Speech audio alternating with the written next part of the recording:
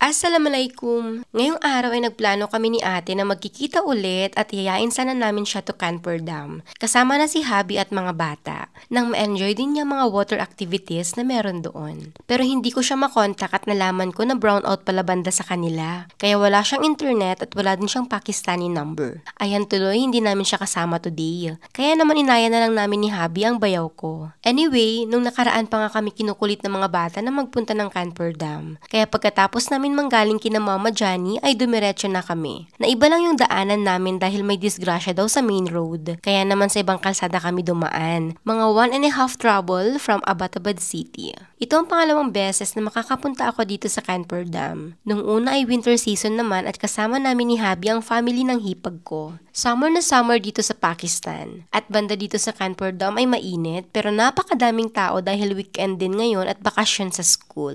Dinadayo talaga ang lugar na ito dahil sa mga water activities. Hindi lang ngayong summer kundi lalo na sa winter. Nung nasa Dubai ako ay madalas nga dito sina Habi at mga bata. Dito kami banda sa may water balloons. Naupo muna kami at inuna namin kumain ng mga chips na binili ni Habi sa malapit.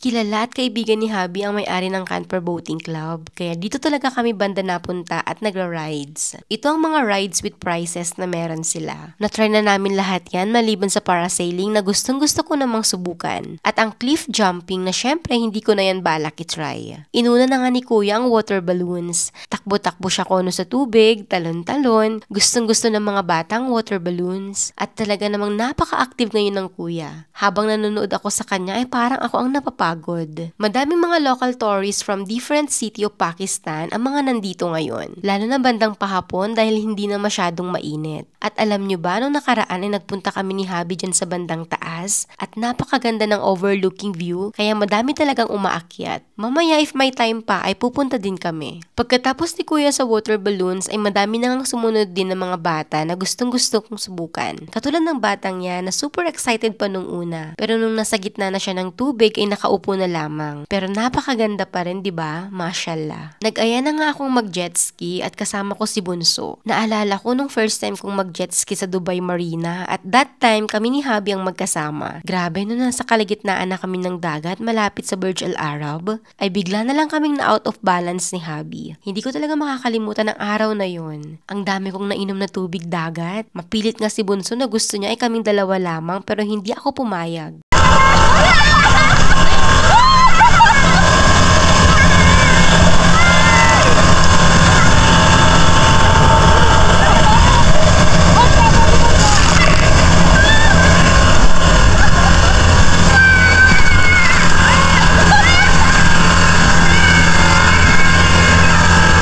Mainam nang may kasama kami at lalo natatakot na akong maulit yung una. Isa pa ang get up dito sa Pakistan ay hindi katulad ng sa Dubai na pang swimming talaga para walang problema kahit mabasa pa. Pagkatapos namin ni Bunso ay sumunod naman ang Kuya na sumakay ng jet ski. Pag ganito ang pupuntahan nga namin ay palagi akong may dalang ekstrang damit nila dahil alam kong hindi maiiwasan na mababasal sila. Maya-maya ay umulit pa ulit sina Kuya at Bunso na magkasama sa jet ski. Maganda nga rin pala mag-camping dito sa islang nasa gitna ng Canper Dam. Lalo na kapag winter season daw, madaming nagpupunta. Ngayon pa lang ay nagpaplano na sina Habi. Lumakas ang hangin at hindi ko na nga masusubukan ngayon ang magparasailing dahil delikado raw. Nagbibiro pa nga si Habi na baka mapunta ako ng India territory. Dahil napanood niyang crash landing on you na si Yoon Seri na punta naman ng North Korea. Pero dito naman ay malapit ang India. Di ba maloko din si Habi? Nag-water balloon ulit sina Bunso at Kuya. Wala talaga mga kapaguran ng mga bata. Grabe ang daming energy. Ako naman ay tuwang-tuwa na pinapanood sila. Sayang at hindi nakasama si ate. For sure mag-e-enjoy din siya ng sobra pag andito siya. At malamang habang nag-e-enjoy ang mga bata, ay nandun na kami sa taas ng bundok umaakyat at nagpipictures. Siguradong may next time pa naman. Nang paggabi na at bago sila magsara ay sinubukan ko din itong water balloons. Hinintay ko talagang magdilim para walang makakapanood na sa akin. Gusto pa ulit makijoin ang mga bata pero sabi ko saglit ko lang siyang itatry. Ayoko nga lang tumayo at baka matumba-tumba pa ako niyan. Safe nga kahit adults dito. Kakabahan ka lang saglit kasi pag iniisip mong baka lumubog pero hindi naman. At pwede kang sumenya sa nangihilan ng tali if gusto mo nang umahon. First time ko lang ang water balloon at talagang nag-enjoy ako. Kami na nga yung last na hanggang sa nagsara na sila ng 8 PM. Grabe, masayang araw na ito. Hindi lang ang mga bata ang nag-enjoy kundi pati na kami ni Habi. Bago magpaalam ay nag-usap-usap pa saglit si Habi at mga kaibigan niya. Kapag nabisita kayo ng Pakistan, sikapin niyo magpunta dito sa Kanpur Dam. Mas maganda magpunta dito sa mga buwan ng September hanggang April para hindi ganun masyadong mainit. Para sa akin lang naman ha, depende pa rin kung kailan kayo pwede dahil kahit ngayong summer na summer ay madami pa rin naman ang nagpupunta dito. Hanggang sa muli, Allah Hafiz!